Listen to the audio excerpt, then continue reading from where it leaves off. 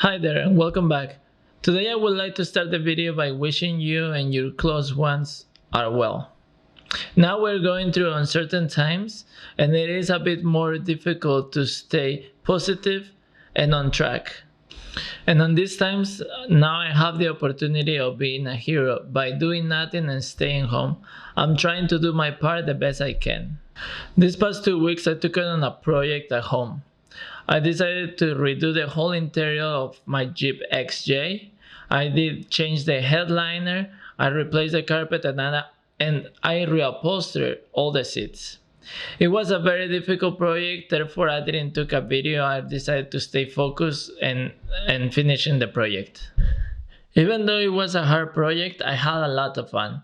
The project helped me to stay on track and motivated to do something new and to learn new skills, as well as to use the skills that I already have.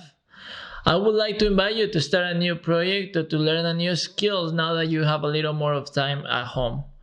Do something that will keep you motivated and something that fulfills you.